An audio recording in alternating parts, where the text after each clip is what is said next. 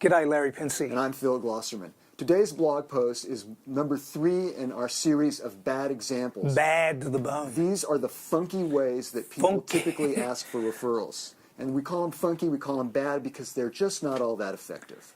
They're highly ineffective and they're highly inefficient. And again, here's one that was found also in another training manual. Okay, and it goes, we want them to ask just so wonderfully. And here is bad example number 3. Working with you is a pleasure, and it's important to me to make sure you're happy with my service. I've built my business on client satisfaction. How would you rate my service? If you have friends, relatives, family, or associates who need my service, would you feel comfortable referring me? Do you know anyone I should be talking to right now?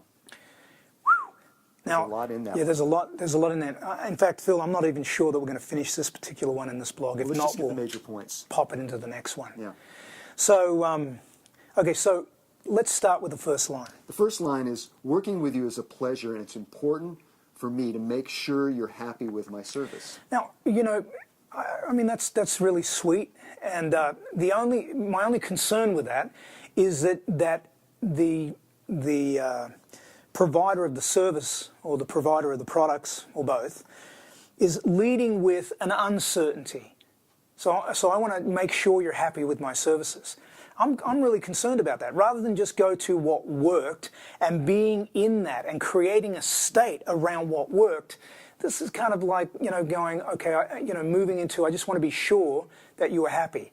Now, if you didn't read signs along the way, well, you're going to have to probably keep tuned in to us because we'll teach you in the future about enhancing your observation skills.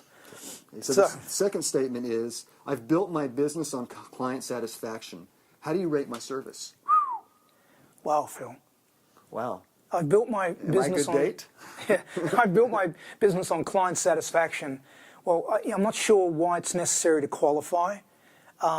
But once again, it almost comes across uncertain and insecure, and I think clients have a problem with uncertainty and insecurity coming from their providers. I'm just, you know.